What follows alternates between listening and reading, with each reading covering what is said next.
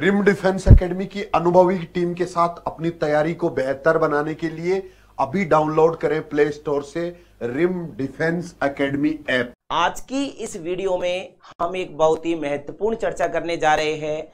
उस महत्वपूर्ण चर्चा में आज मैं आपको Rajasthan police sub inspector new vacancy में अपना चयन कराने का बहुत ही उपयोगी फॉर्मूला अर्थात जिसे हम सूत्र कहते हैं, उस सूत्र को रणनीति के रूप में आपके सामने बताने वाला हूं कि हिंदी प्रश्न पत्र का महत्व।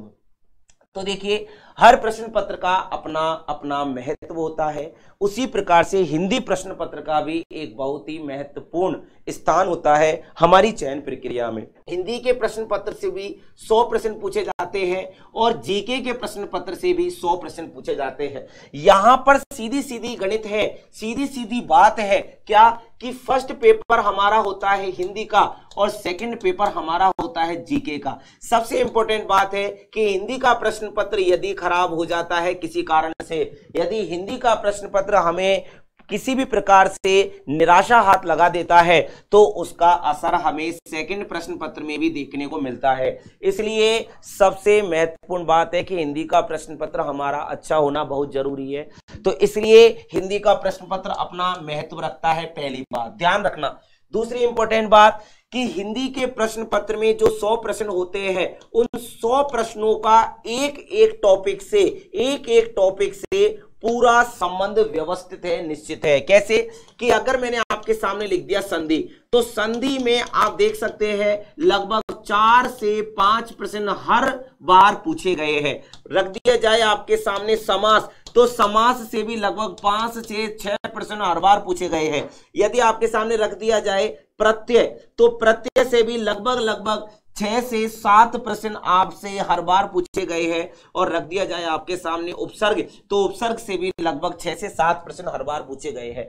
तो यहां पर आप देख सकते हैं कि जो टॉपिक लिखे हुए हैं उनके सामने प्रश्न संख्या भी लिखी हुई है। लेकिन आप यदि किसी दूसरे प्रश्न पत्र को लेकर के बात करोगे, जैसे जीके के प्रश्न पत्र को लेकर हम बात करें, तो वहां पर हमारे लिए इतना आसान नहीं होता इतने प्रश्नों का चुनाव कर पाना, क्योंकि वहां पर जो पाठ लिखा होता है, जो टॉपिक लिखा होता है, उसके सामने हम 1 या 2 प्रश्न लिख तो सकते हैं, लेकिन ये हम गारंटी नहीं दे सकते कि नेक्स्ट एग्जाम में भी उसमें से 1-2 प्रश्न पूछे जाएंगे। क्या उसमें 7-8 भी पूछे जा सकते हैं और उसमें 0 भी पूछे जा सकते हैं। इसलिए वहां पर यह निश्चितता नहीं देखने को मिलती है जो निश्चितता हमें हिंदी के प्रश्न पत्र में देखने को मिल जाती है। तो यहां पर आपको ध्यान में रखना है मित्रों कि हिंदी का प्रश्न पत्र बड़े ही आसानी के साथ हम लोग तैयार कर सकते हैं, क्योंकि इसमें हर टॉपिक से कितने प्रश्न पूछे जाते हैं उन सभी प्रश्नों का लेखा जोखा हमारे सामने आ जाता है पुराने प्रश्न पत्रों को देख करके।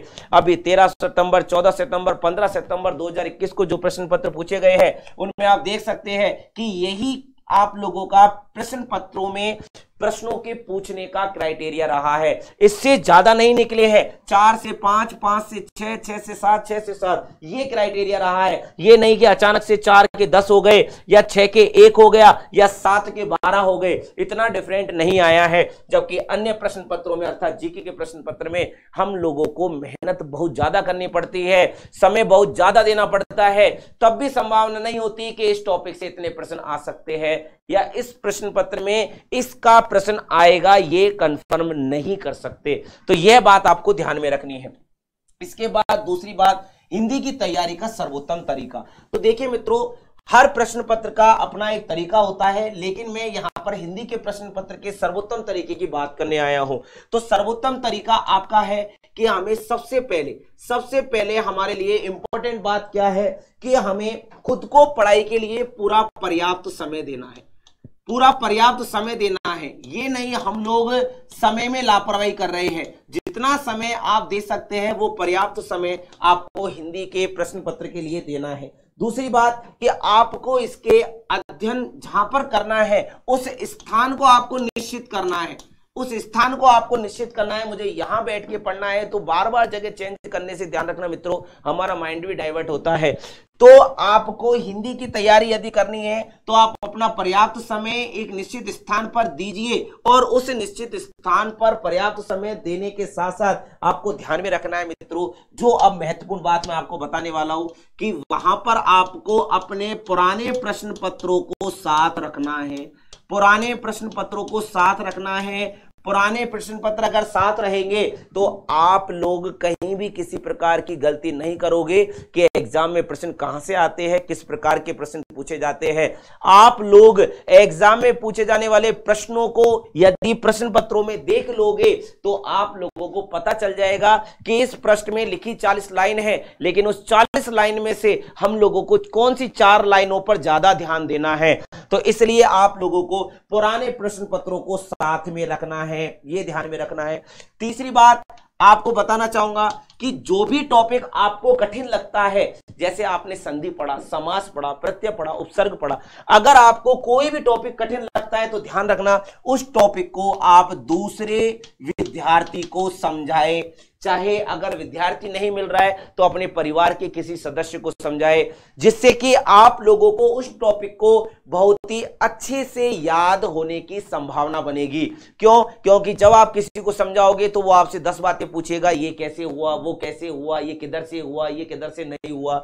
तो इसलिए हमें दूसरे व्यक्ति के साथ उस टॉपिक की परिचर्चा करनी है जिस टॉपिक से हमें डर लगता है या जिस टॉपिक को हम कठिन समझते हैं। इसके बाद तैयारी के लिए उपयोगी पुस्तक। देखिए पुस्तक सबके पास है, कोई ऐसा विद्यार्थी नहीं है जिसके पास पुस्तक नहीं है, लेकिन मैं चाहूंगा कि आप लोगों को एक ऐसी विश्वसनीय पुस्तक अपने साथ रखनी है जिसमें आप लोगों को कहीं यह डर नहीं लगे कि कहीं इसमें यह अशुद्ध तो नहीं लिख रहा, कहीं इसमें यह आंसर गलत तो नहीं दे रखा।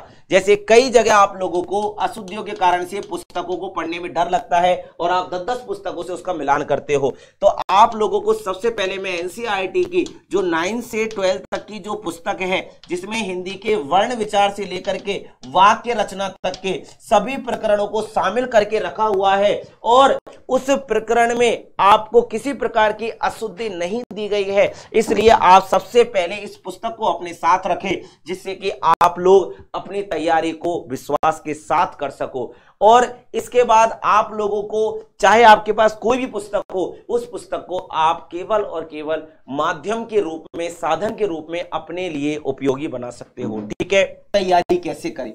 तो देखो मित्रों, तैयारी सभी विद्यार्थी करते हैं, तो फिर सभी विद्यार्थी पास क्यों नहीं होते?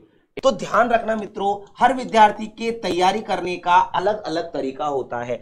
आपको पता है अभी आपके सामने कई विद्यार्थी ऐसे आएंगे जो बहुत अनुभवी है, जो 2012 से 2013 से तैयारी कर रहे हैं, वो विद्यार्थी भी आपके साथ एग्जाम में बैठते हैं। जो विद्यार्थी केवल 2-3 साल से तैयारी कर रहे हैं, वो विद्यार्थी भी आपके साथ बैठते हैं, और जो विद्यार्थी पहली बार फॉर्म भर रहे हैं, पहली बार तैयारी कर रहे हैं, वो भी आपके साथ बैठते हैं। अर्थात एक बहुत अनुभवी व्यक्ति, एक कम अनुभवी व्यक्ति और एक बिल्कुल फ्रेशर, जिसको बिल्कुल भी नॉलेज नहीं है कि तैयारी कैसे करते हैं, वो तीनों विद्यार्थी आपके साथ इस परीक्षा में बैठते हैं। अब बात यह है कि इनमें से 20% विद्यार्थी पास हुए, इनमें से 40% विद्यार्थी पास हुए, और इसमें से हम लोग देखेंगे कि 40% विद्यार्थी पास हुए।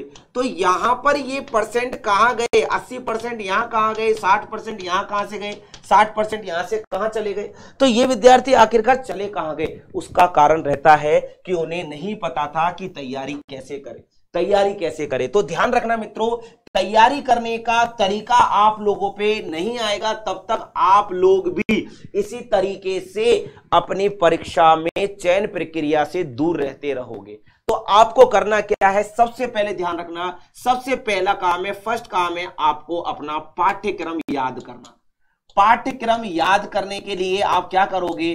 पाठ्यक्रम को एक हार्ड कॉपी में निकलवा करके और अपने सामने वाली दीवार पर जहां आप सोते हैं वहां चिपका देंगे, और उस पाठ्यक्रम को लगातार केवल आपको देखना है, उसे रटना नहीं है। आप लगभग ज्यादा नहीं, आप 6 या 7 दिन में उस पाठ्यक्रम को इतने अच्छे से याद कर लेंगे कि आपको किसी भी टॉपिक से संबंधित कुछ पूछा जाएगा तो आप तुरंत बता दोगे ये हमारे पाठ्यक्रम में है और ये नहीं है। तो सबसे पहले आपको पाठ्यक्रम याद होना चाहिए। दूसरी इंपॉर्टेंट बात, आपको पाठ्यक्रम में ये ध्यान रखना है कि